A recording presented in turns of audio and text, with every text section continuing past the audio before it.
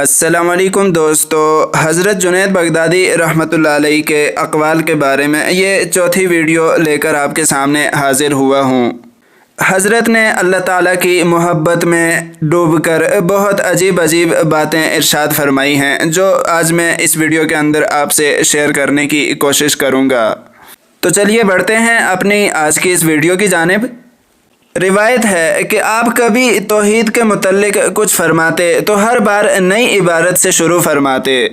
ایک دن حضرت شبلی رحمۃ اللہ علیہ نے آپ کے سامنے اللہ جل جلالہ کہا۔ آپ نے فرمایا، اے شبلی، اگر اللہ غائب ہے تو غائب کا ذکر غیبت میں داخل ہے، اگر حاضر ہے تو حاضر کے سامنے اس کا نام لینا بے ادبی ہے۔ ایک دن کوئی بات ارشاد فرما رہے تھے، ایک شخص نے عرض کیا کہ آپ کی بات میری سمجھ میں بالکل نہیں آئی۔ فرمایا، 70 سال کی عبادت کو قدم کے نیچے رکھو، تب سمجھ میں آ جائے گی۔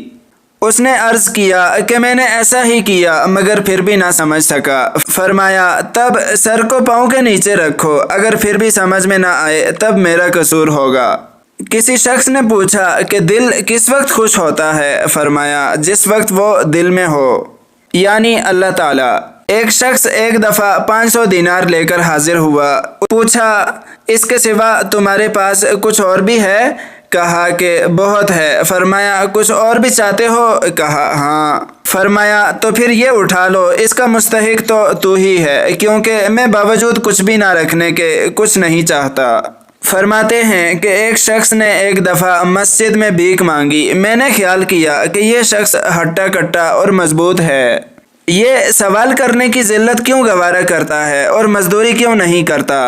رات کو خواب میں دیکھا کہ میرے سامنے دسترخوان لایا گیا۔ جب میں نے اس کو کھولا تو دیکھا کہ ایک آدمی کی نعش رکھی ہوئی ہے۔ میں نے کہا، خداوندہ، میں مردم خور نہیں ہوں۔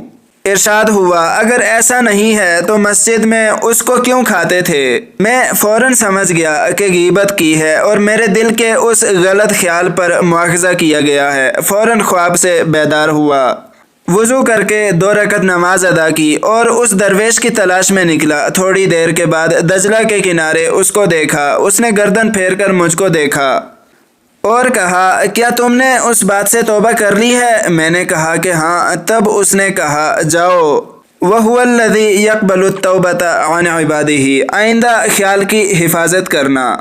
فرماتے ہیں کہ اخلاص میں نے ایک حجام سے سیکھا۔ مکہ میں ایک حجام ایک شخص کے بال درست کر رہا تھا۔